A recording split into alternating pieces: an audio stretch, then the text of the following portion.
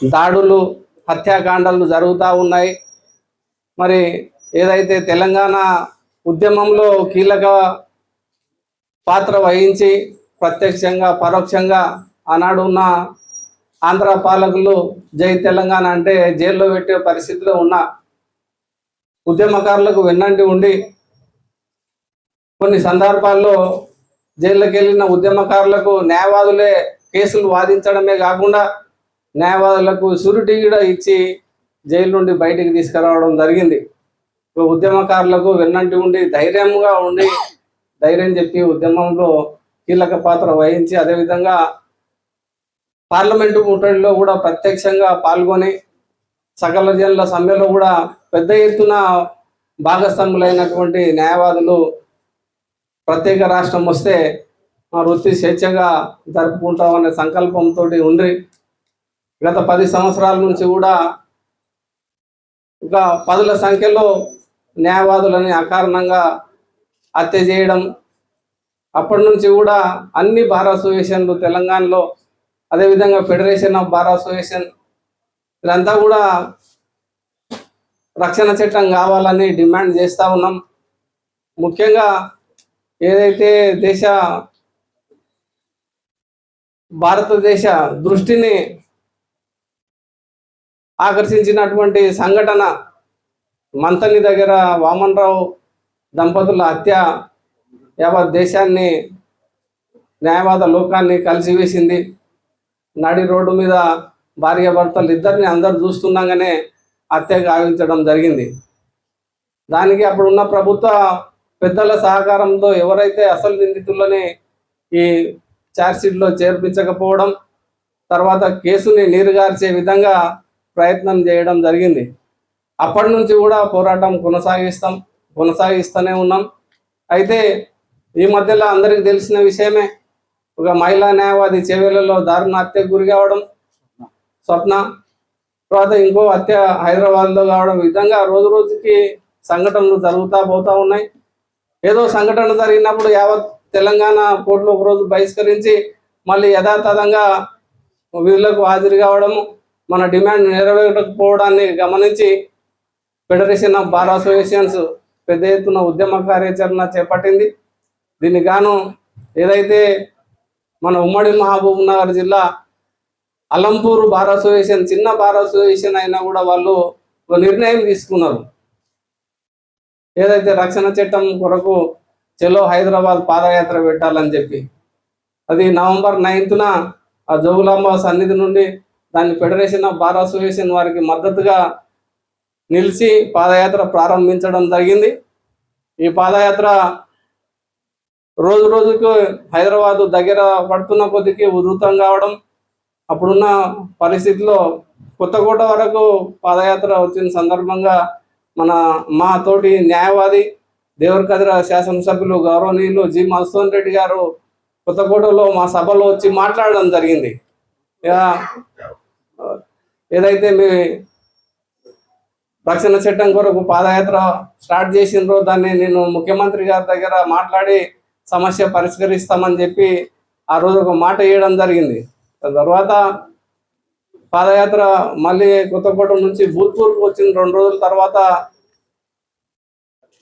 భూత్పూర్ చౌరస్తాలో జరిగినటువంటి సభలో గౌరవ శాసనసభ్యులు మధుసూదన్ రెడ్డి గారు, అదేవిధంగా పాలమూరు మహబూబ్నగర్ శాసనసభ్యులు ఎన్ఎం శ్రీనివాస్ రెడ్డి గారు, అచ్చంపేట శాసనసభ్యులు డాక్టర్ వంశీకృష్ణ గారు, ఈ 3 ఎమ్మెల్యేలు వచ్చి మేము ముఖ్యమంత్రితో మాట్లాడతాం, దీన్ని డ్రాఫ్ట్ తయారైంది, మీరు ఇక్కడే మా మాట విని మీరు ఈ పాదయాత్రను విరమించాలని మమ్మల్ని విజ్ఞప్తి చేయడం, అందరూ అన్ని బార్ అసోసియేషన్ రాష్ట్రంలో ఉన్న అన్ని బార్ అసోసియేషన్ ప్రెసిడెంట్ సెక్రటరీలతో ఆ రోజు మాట్లాడి ఏదైతే పాదయాత్ర జరుగుతున్న పాదయాత్రికులతో కూడా మాట్లాడిన తర్వాత ఆ రోజు పాదయాత్ర విరమించడం జరిగింది. కొన్ని కారణాల వల్ల స్థానిక సంస్థల ఎన్నికలు, మున్సిపల్ ఎన్నికలు రావడంలో రాష్ట్ర ప్రభుత్వం కూడా మా డిమాండ్ని కొద్దిగా పక్కన పెట్టడం జరిగింది. దానికి గాను ఒక నెల రోజుల క్రితం ఏదైతే మళ్ళీ రాష్ట్రం మొత్తంలో ఉండి అన్ని బార్ అసోసియేషన్లను సంప్రదించి మళ్ళీ పాదయాత్ర చేయాలనే సంకల్పంతో ఎక్కడైతే పాదయాత్ర తాత్కాలికంగా విరమింపజేసినాము. అక్కడి నుంచే భూత్పూర్ చౌరస్తా నుండి మళ్ళీ పెద్ద ఎత్తున చలో సెక్రటరియట్ పాదయాత్ర ప్రారంభించడం జరిగింది. రోజు ఏదైతే ముగింపు రోజు ఫిబ్రవరి 27వ తారీఖు రోజు మేము గౌరవ ముఖ్యమంత్రి గారిని సెక్రటరియట్లో కలిసి మా కొరకు రాత్రి 11 గంటలకు టైం ఇచ్చి మా విన్నపాన్ని స్వీకరించి మాకు అష్యూరెన్స్ ఇచ్చారు. ఆ రోజు ఇది అసెంబ్లీలో ప్రవేశపెడతాం, బిల్లు తీసుకొస్తున్నామని చెప్పిన కారణంగా అంతటితో ముగించినాం. తర్వాత మీకు అందరికీ తెలిసిన విషయమే, గత వారము క్యాబినెట్ ఆమోదించింది. ఒక 3 days బ్యాకే మన అసెంబ్లీలో బిల్లు పాస్ అయింది. దీనికి గాను ఏదైతే ఈ ఉద్యమానికి సహకరించిన న్యాయవాదులు, పత్రికా మిత్రులు, అదేవిధంగా ముఖ్యంగా మన గౌరవ ముఖ్యమంత్రి యనమల రేవంత్ రెడ్డి గారికి ప్రత్యేక ధన్యవాదాలు తెలపాలనే సంకల్పంతో ఈరోజు ఈ సభ నిర్వహించడం జరుగుతూ ఉన్నది.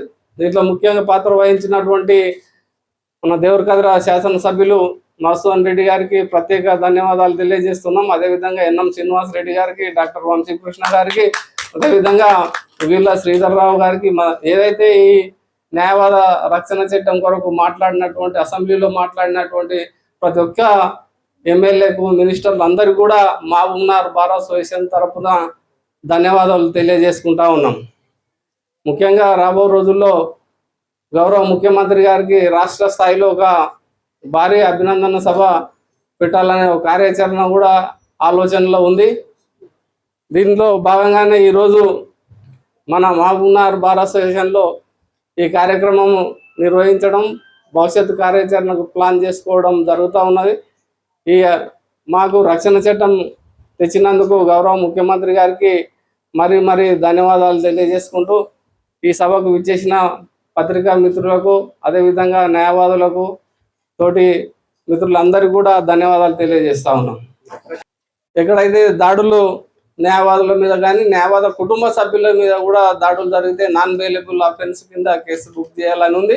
అదేవిధంగా నష్టపరిహారం ఇచ్చే విధంగా దీనిలో రూపొందించడం జరిగింది. అదేవిధంగా ఫస్ట్ టైము అఫెన్స్ చేసినందుకు 1 year లోపు శిక్ష, దాని తర్వాత ఇంకో అఫెన్స్ అదే సైమల్టేనియస్గా జరిగితే 2 ఏళ్ళు శిక్ష విధించే విధంగా ఈ చట్టంలో రూపొందించడం జరిగింది. అనుకోకుండా ఏదైనా న్యాయవాది మీద కేసు పెట్టాల్సి వస్తే మేజిస్ట్రేటు పర్మిషన్ తీసుకొని, డైరెక్ట్ పోలీసులే కాకుండా జ్యుడిషియల్ ఫస్ట్ క్లాస్ మేజిస్ట్రేట్ గారితో పర్మిషన్ తీసుకొని కేసు చేయాల్సి ఉంటుంది. దాని మీద డిఎస్పీ ఇన్వెస్టిగేషన్ అథారిటీ ఉంటుంది దీంట్లో. ఇంకోటి ఏదైనా న్యాయవాది సంశయం వచ్చింది, నాకు రక్షణ కావాలని అంటే గన్ లైసెన్స్ కూడా మేజిస్ట్రేట్ రికమెండ్ ద్వారా జిల్లా ఎస్పీ గారికి రికమెండ్ చేయడం జరుగుతూ ఉన్నది. ఇటువంటి అంశాల్లో ఇటువంటి సంఘటన అక్కడక్కడ జరుగుతూ ఉన్నది వాస్తవమే.